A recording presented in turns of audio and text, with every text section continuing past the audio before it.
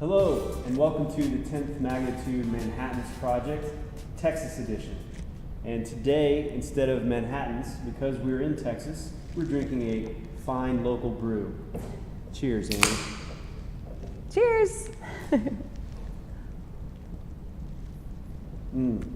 That's really delicious. Refreshing. Okay. All right.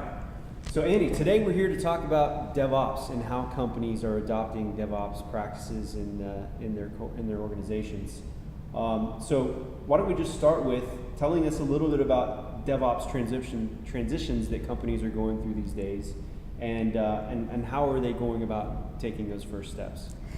Well, I think in Dallas especially, we have a ton of Microsoft companies, and originally, I feel before everybody was moving to the cloud, a lot of the training and everything was centered around Windows. Everything was Windows, and now everything is cloud, and a lot of people are a little bit overwhelmed and a little bit scared about the transition because it's learning all new things.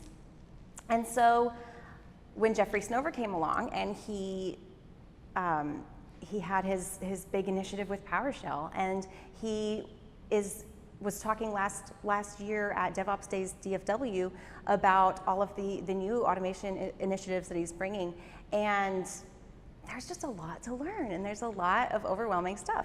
And so 10th Magnitude can come along and help people make sense of all of that tooling and really come up with a strategy so that we can get them on the right path and help them to not be so overwhelmed, but have vision and focus for the future.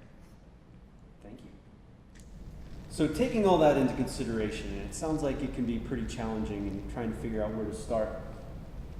Where do you recommend that companies start as they start to build out their DevOps plans? A lot of times when we ask why a problem exists, then we have an answer. But if we keep asking why does that problem exist? Well, why is that? Why is that the way it is? And you keep going backwards, then you can come to a root cause that really affects multiple teams.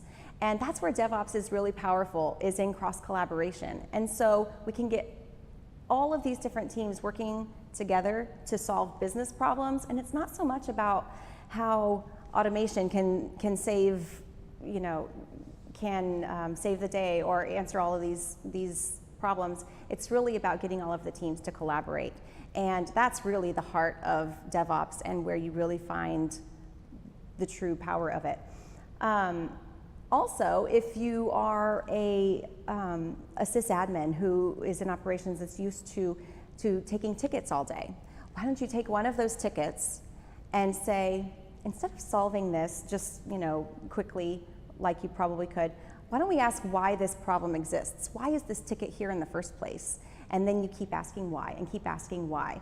And then you can come to us and we might help you really determine the tooling that would help you with that cross-collaboration, because likely there are going to be other teams involved. And so something like Chef might help development and operations get on the same page. Something like InSpec might help compliance and operations and development get on the same page.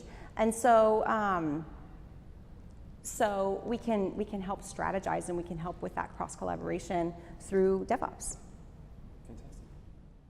So let's say you're a technical architect or a lead in an organization leading technology strategy. Where should they start as they build out their DevOps plan? Well, a lot of times it's important just to get everybody on the same page technically, and especially if people aren't used to using a lot of these tools to begin with and they're not used to automation or anything, I think the baby steps are really super important. And so let's just get everybody on the same page with how to use Visual Studio Code or whatever editor you choose, Atom or whatever. Let's get everybody using Git or whichever version control you use. Let's implement small changes little by little so that everybody's not overwhelmed. And then once they're doing that, let's learn how to build some simple cookbooks with Chef, and then use Test Kitchen to test those out, and use InSpec to test those. Just baby steps is what I'm trying to get at. And then later you can start jumping into bigger and better things, or more, I should say more complicated things. But let's start simple and get everybody confident in configuration management provisioning. Later we could work on containers, things like that. Okay. So there's a progression that you want to hit. You want to start with a foundation and build upon that. Absolutely, yeah, absolutely. And on my blog, actually, anniehedgie.com, I've got a DevOps training plan that I feel like is pretty good, that starts out gradually and builds upon that if anybody needs examples. Cool. So, Annie, you just went through the process of becoming certified as a chef trainer, and you just recently taught some classes. Do you have any advice for people that are getting started on chef, and are there any things that you would say that they should start with, or any pitfalls that they might want to avoid? Yeah, absolutely. I've seen a lot of people use Chef and not use Test Kitchen, which is, to me, foundational. Like, if you're not using Test Kitchen, I feel like it's so scary to put those cookbooks up in the Chef server without testing them at all. So if I'm a novice and I don't know what Test Kitchen is, what is that?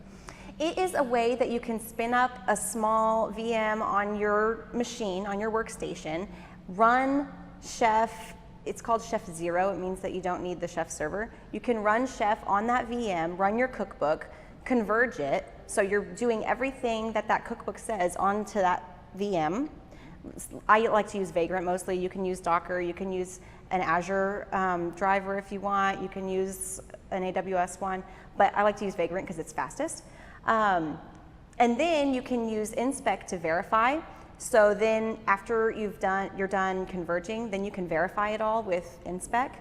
And it is a great way of just doing red-green refactor. So you're writing a test to test what the state that you want it to be in, and then you're doing then you're writing your recipe to make that test pass, and then you're refactoring it and just making it better, right? And so that is just foundational to using Chef, and if people aren't using it, then they should really, really start implementing it today. I just can't stress that enough. I think we have a fan. I'm a fan of Test Kitchen. Awesome. Oh, and pitfalls to avoid. Oh, yeah.